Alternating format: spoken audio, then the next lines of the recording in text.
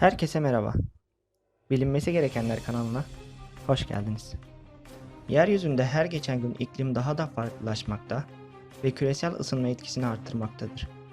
Fakat bazı yerler var ki oralar küresel ısınma artmasa da yaşanması oldukça zor olacak derecede inanılmaz sıcaklıklarıyla karşımıza çıkmaktadır. Buradaki sıcaklıklar normalin fazla üzerine çıkarak orada yaşayan canlıları bunaltmakta ve hayatı olumsuz etkilemektedir. Bugün sizlerle birlikte dünyanın en sıcak 10 bölgesini birlikte inceleyeceğiz. 1. Bangkok, Tayland. Bu dumanlı ve nemli şehir, Dünya Meteoroloji Örgütü tarafından gezegenin en sıcak şehri seçilmiştir. Bangkok'un yıllık ortalama sıcaklığı 27,7 derece olarak ölçülmektedir.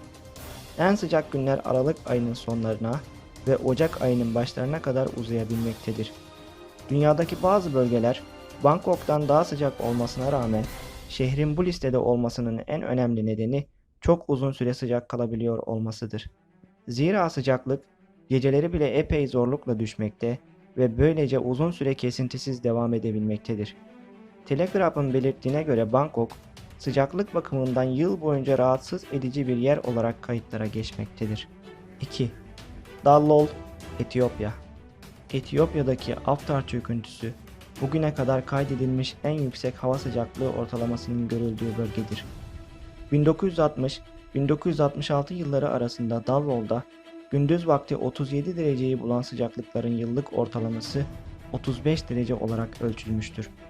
Yıl boyunca devam eden bu sıcaklıklar 1960'lardan önce bir maden kasabası olan Dallol'u hayalet şehre dönüştürmüş ve insanların buradan göç etmesine sebep olmuştur.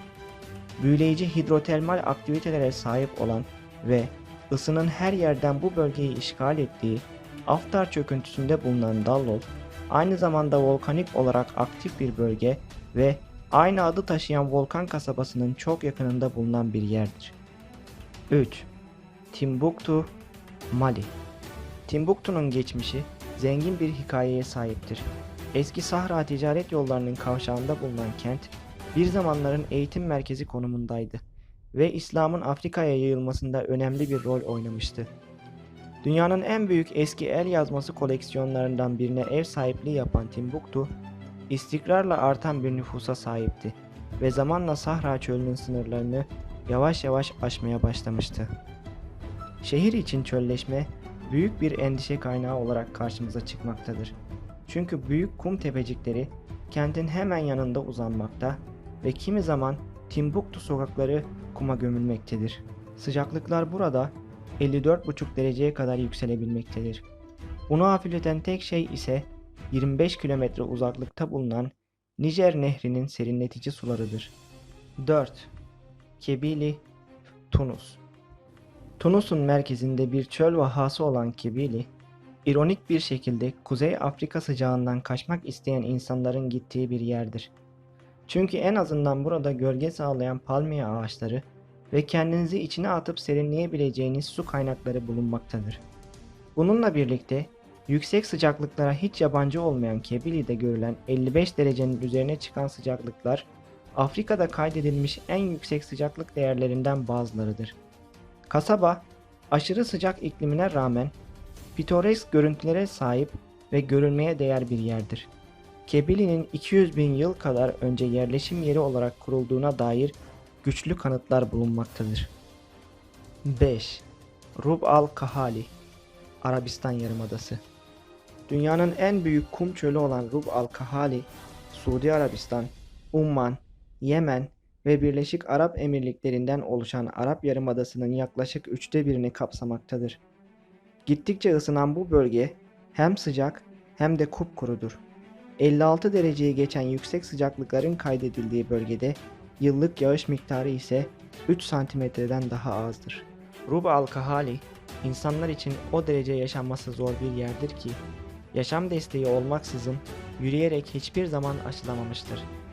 Fakat 2013 yılının Şubat ayında Güney Afrikalı 3 kişi Alex Harris, Marco Boraccardo ve David Joyce Umman'dan başladıkları yolculuklarını 40 günün sonunda Birleşik Arap Emirlikleri'nde tamamlamış ve bu ünvana erişmişlerdir. 6. Ölüm Vadisi.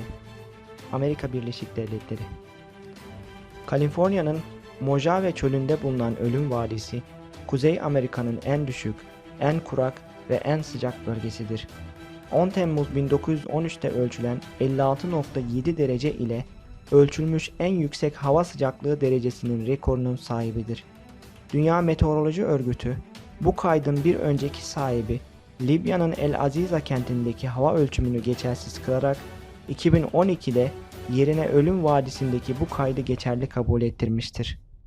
Bu vahşi çöl manzarası, yaşam koşullarının sınırlarını zorlamasına rağmen buranın da yerel sakinleri bulunmaktadır.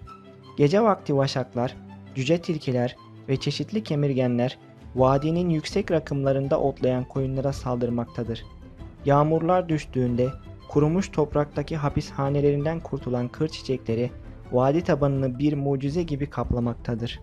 Vadi, gizemli yürüyen taşlara da ev sahipliği yapmaktadır ve kimsenin nasıl hareket ettiklerine tanık olmadığı bu taşların sırrı ancak yakın zamanda çözülebilmiştir.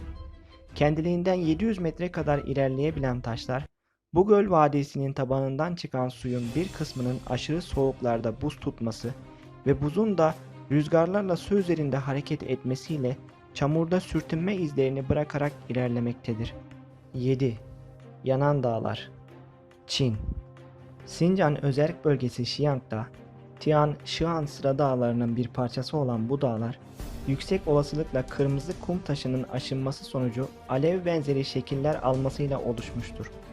Ancak adının kaynağı sadece bu görüntü değil, aynı zamanda bu dağların gerçekten cızırdıyor olmasıdır. Bilimsel açıklamaya göre bu dağların 50 milyon yıl önce Himalayaların oluşması sırasında yeryüzü üzerindeki tektonik plaka hareketleri sonucu oluştuğu anlaşılmaktadır. Yıllar boyu süren volkanik faaliyet, eşsiz çapraz oyukları ve yarıkları oluşturmuştur. Uzaktan güneş ışığında bakıldığında ısı dalgasıyla oluşan bulutlar dağda bir yangın olduğu yansımasına neden olmaktadır. Her yaz, güneşin en kızgın olduğu zamanlarda dağların en yüksek noktasında sıcaklık bazen 48 dereceye kadar çıkarken sıcaklıklarını uzaydan ölçebilen bir cihaz olan NASA uydusu MODIS, şimdiye kadarki en yüksek sıcaklıklardan birini 2008 yılında burada 66,8 derece olarak kaydetmiştir. Kışın kar yağdığında da dağ, kar veya buz olmaksızın bu görünümünü korumaktadır. Burada yaşayan insanlar kumda yumurta kızartabilir ve çölde ekmek kızartabilirsiniz diyerek sıcaklığın ne derece fazla olduğuna dikkat çekmektedirler. 8. Avustralya Kırgı Bayırları. Avustralya, yeryüzündeki en kurak kıta olarak bilinmektedir ve iç kısımlarının büyük bir kısmını çöller oluşturmaktadır. Bu bölgede çok az insan yaşamakta ve doğru sıcaklık okumaları ya yetersiz ya da mevcut olarak bulunmamaktadır. Çünkü çok fazla yaşamın var olmadığı bu uç noktadaki diyarlarda sofistike hava istasyonları kurmak için hiçbir neden yoktur. Bununla birlikte özellikle 2002'de yaşanan El Niño güney salınımıyla birlikte gelen şiddetli kuraklık dönemi olan 2003'te MODIS'in yakaladığı 69 derecelik sıcaklık ölçüsü buraya aittir. 9. Luç Çölü, İran. Luç Çölü, canlı barındırmayan İran platosundaki geniş bir tuz çölüdür. Dünya üzerindeki en sıcak yerdir ve boşluk çölü olarak da bilinmektedir. Kimsenin buradaki sıcaklığı düzenli olarak takip etmek gibi korkunç bir işi gerçekleştiremeyeceği bir ortamdır.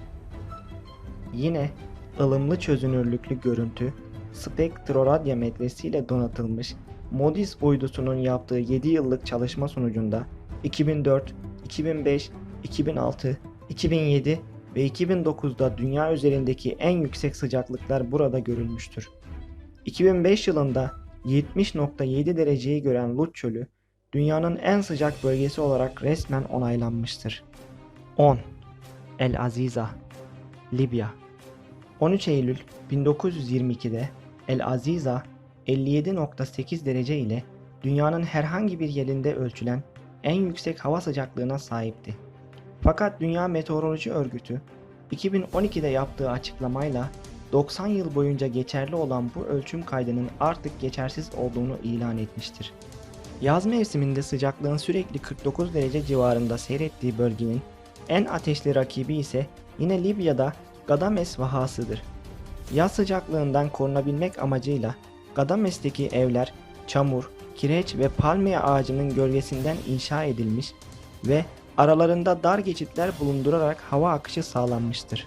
Dünya Miras Listesi'ndeki tanımlamayla Araplarca çölün incisi olarak adlandırılan Gadames'te üstü kapalı sokaklar neredeyse yeraltı şehirlerini andıran bir atmosfer havası vermektedir ve evlerin terasları daha çok kadınların komşularıyla ilişkilerinde dahil diğer ev işi aktiviteleri için kullanılmaktadır.